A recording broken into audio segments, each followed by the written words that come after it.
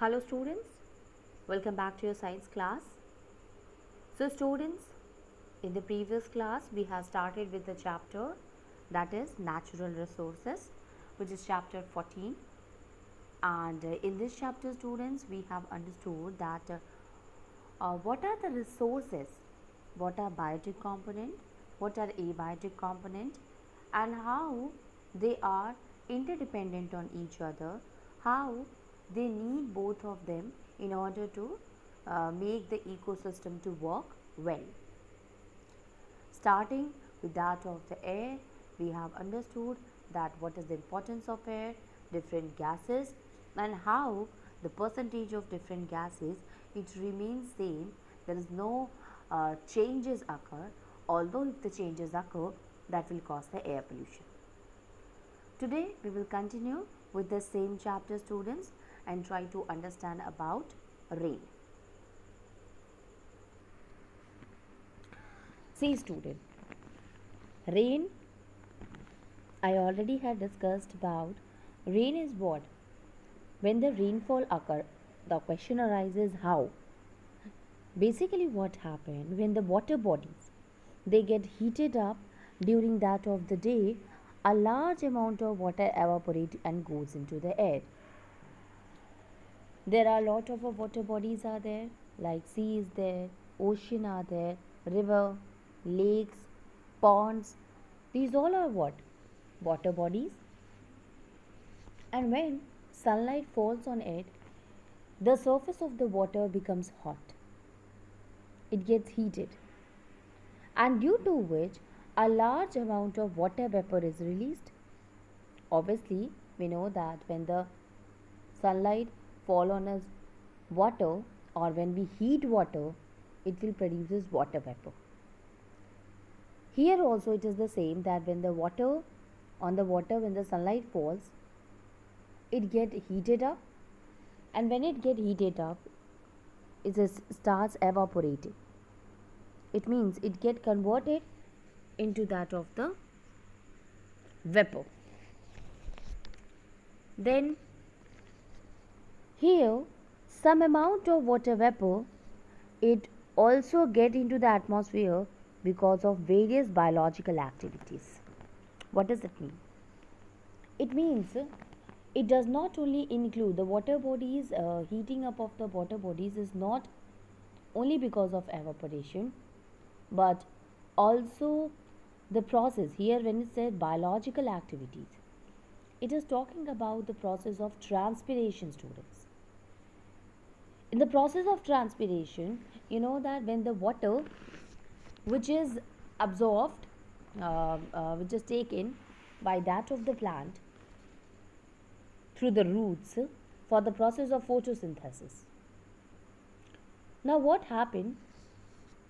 Now the process of photosynthesis help in the making food, and the food is prepared, and this food is distributed to each and every part of the body. Still, some amount of water is what left, which is not used for making the food, and this is we call as an excess amount of water. Now this excess amount of water must be released from the body, and it will be released through the process that is transpiration.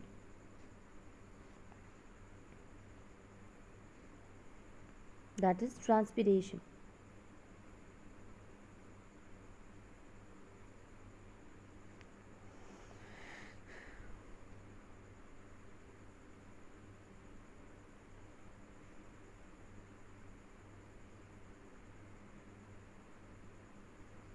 That is through transpiration, students. So the process by which the plant, they remove the excess amount of water with the help of the stomata, which is present on the leaves. The pores present on the surface of the leaves are called as a stomata. So excess amount of water vapor will be released through the pores, that is stomata. Then that will also get evaporated in the form of a water vapor. It is because of that here it is written that some amount of water get into the atmosphere because of various biological activities. So this is that biological activity through which the water it get removed in the form of a water vapor.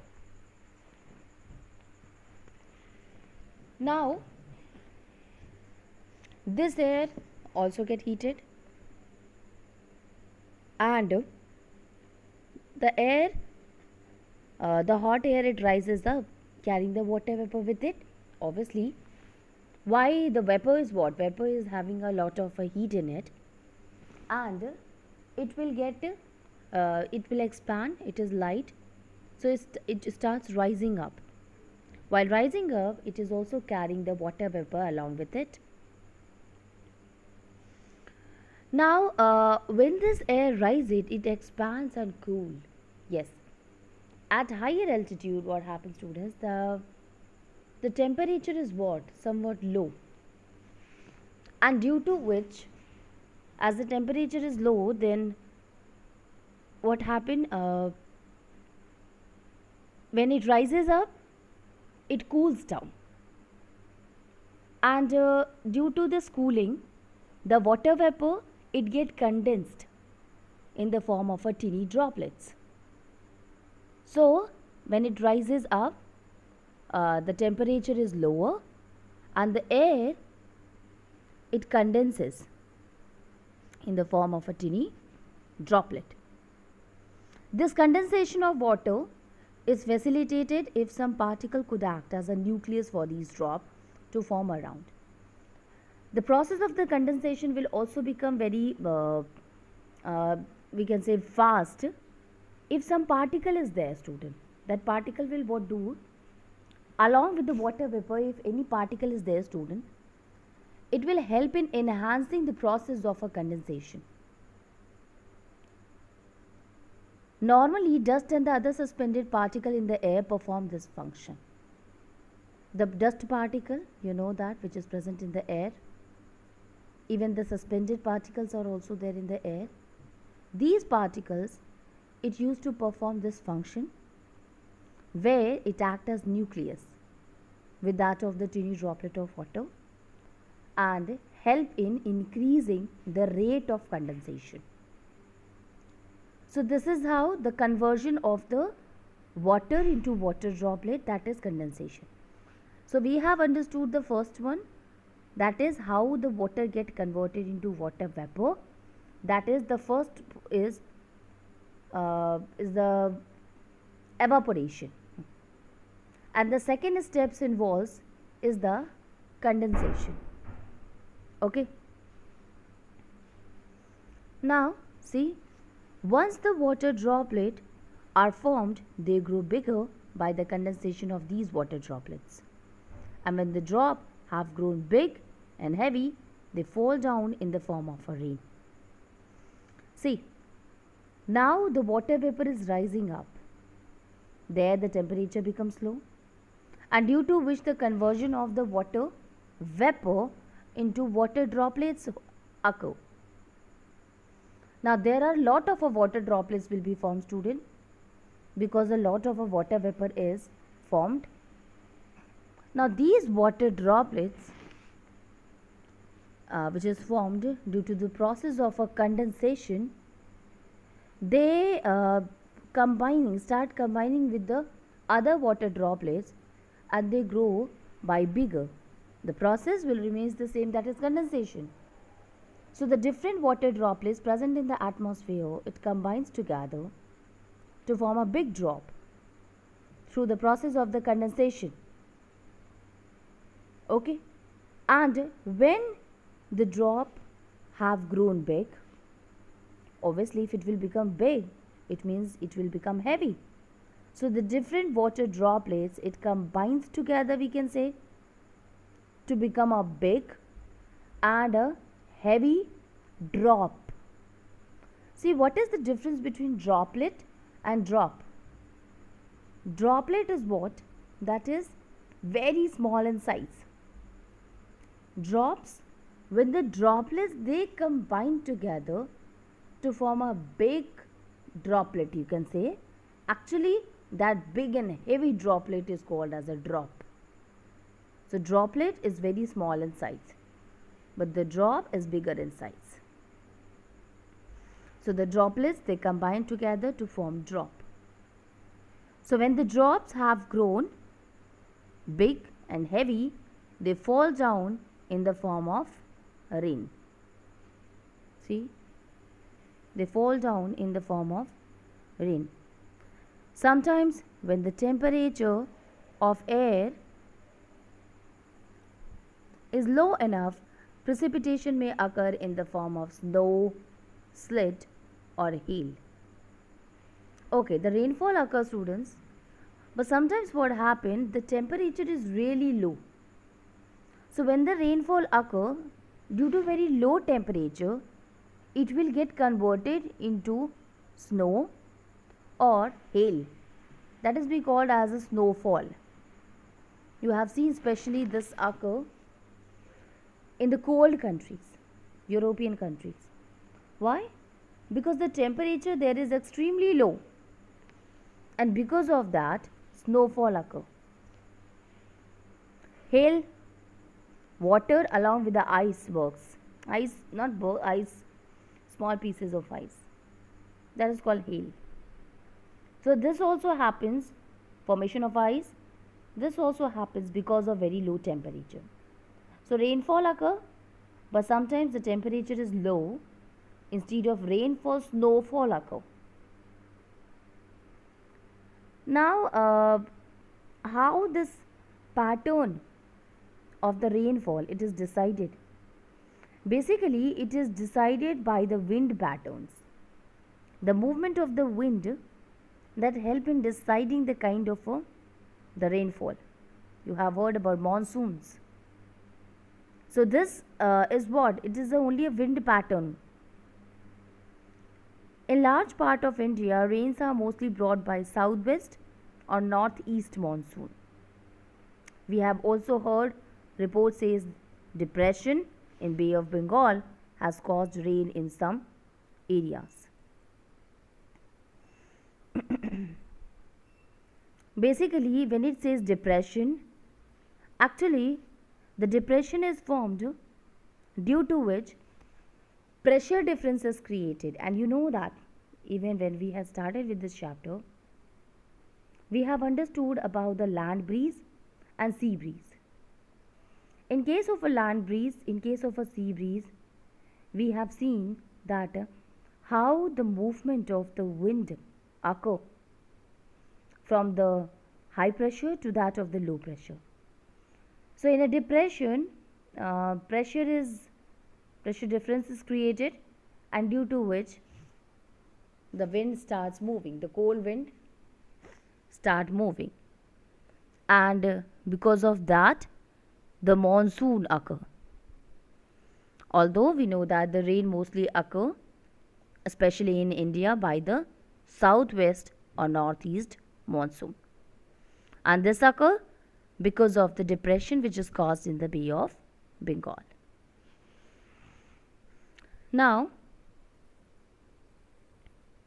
let us try to understand.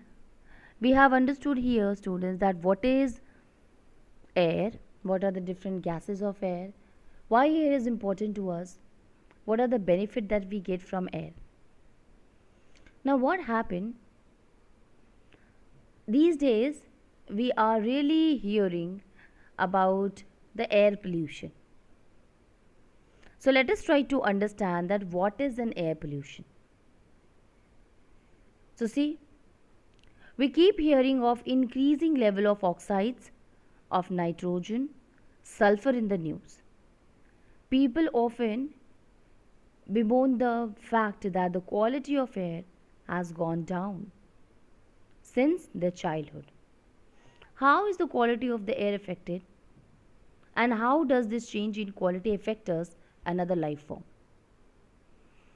Here in this one we will going to discuss about that you have generally heard from your grandparents from your great grandparents that earlier the environment was very nice, the air was very good, very clean, and there was less smoke. And they always used to say that the quality of the air, it becomes it's really gone down since their childhood. It means when they were at child stage, when they were at their own childhood days, the environment was very clean. The air was not polluted. The quality of the air was very nice. But these days, day by day, the quality of air has gone very down. So we were going to understand that what is the reason behind it and how does it occur. Basically, see here the fossil fuels.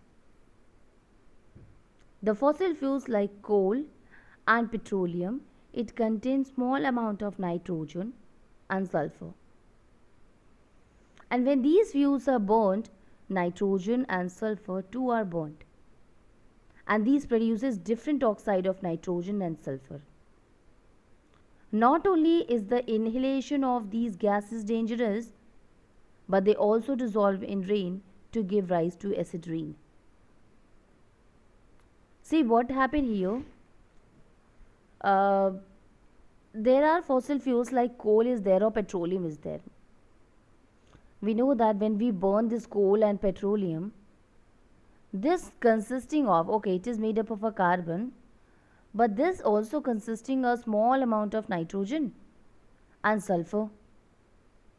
So when we burn it, when we burn this fuel, these fuel along with the also combined with the oxygen, and along with the oxygen it will form oxide of nitrogen and oxide of sulfur also. Not only the inhalation of the gases are really dangerous, but when it dissolves in the rain, it gives acid rain.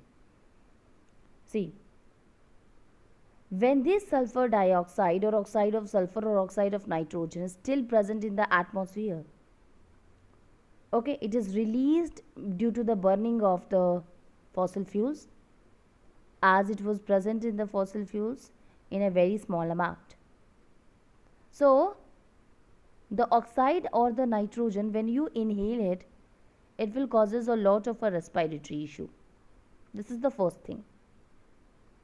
The second thing, when it is remains suspended in the environment and when rainfall occur, then this oxide of sulfur and oxide of nitrogen, it combines with rain.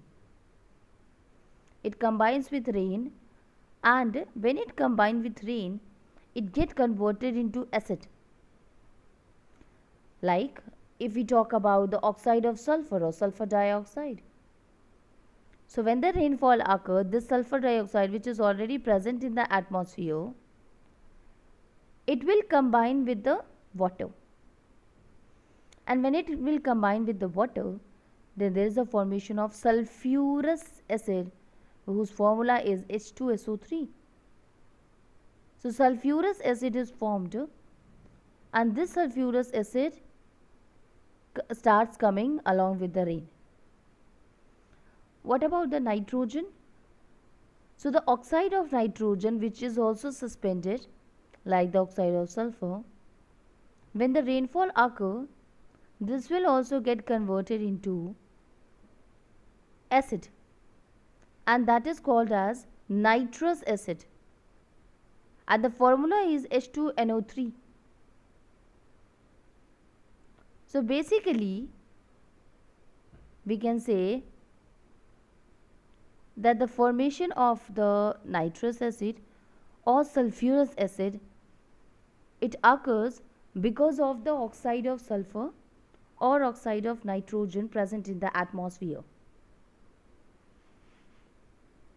Okay, so that's why this rain is also called as acid rain, because this rain is carrying the acid along with it. Now the combustion of the fossil fuels, it increases the amount of suspended particle in air, and these suspended particles could be unburnt carbon particles or substance called hydrocarbons.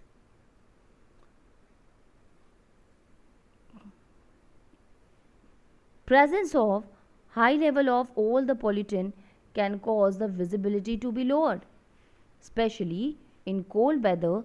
Then water also condenses out of the air, and this is known as a smog or is visible indication of air pollution. Basically, sometimes not only the oxide of the sulfur or oxide of the nitrogen, but the unburned carbon particle, when we burn the fuel, the combustion occur. You know that the carbon present in the fuel combine with the oxygen to form the combustion, to form the carbon dioxide. But sometimes the combustion does not take place properly. It means not a complete but incomplete or partial combustion occur. And due to this partial combustion, a lot of a carbon monoxide or a carbon particle, it get dissolved in the air. And this unburnt carbon particle is highly dangerous. Now see, the presence of the high level of all these pollutant, it will make the visibility lowered, and especially in the cold weather, because there will be lot chances of the formation of a smog, and due to which a lot of accident occur. Okay, so the formation of a smog will decreases the visibility of the air, decreases the visibility, and it is a clear indication of air pollution. So basically unburned carbon particle or that of the oxide of nitrogen or oxide of sulfur, that will create the air pollution also. Studies have shown that regularly breathing air that contain any of these substances increases the incidence of allergies, cancer, and heart diseases. Yes, basically, if we are in a continuous expose of these harmful substances or harmful gases, then what happens? As we are continuously inhaling it, that will cause a problem to us, and the kind of a problem it will be allergies, it can be a cancer, or even the severe, that is heart diseases. Now, any of these in the content of these harmful substances in air is called as air pollution. Obviously, if any of the harmful substances are there in the air, and if it is present in a good amount, that is what it will going to degrade the quality of the air. The people who is living in there not able to breathe properly will get start suffering from a certain diseases. So that is what, that is these harmful substances, because of harmful substances present in the air, and this is the air pollution.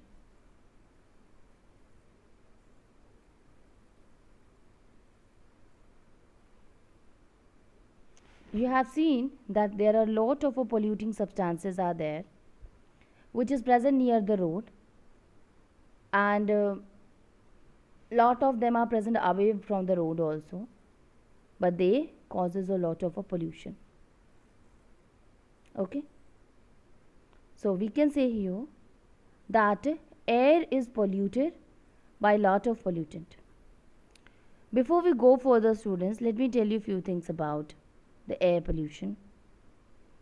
When we talk about the pollution, basically pollution is what that is caused because of some of the harmful substances, and these harmful substances is called as a pollutant. The pollutant which is the cause of the pollution. More the amount of a pollutant will be there in the air, more will be harm to that of the air pollution. The gases that I had discussed right now, there are a lot more gases are there which causes the air pollution. Okay.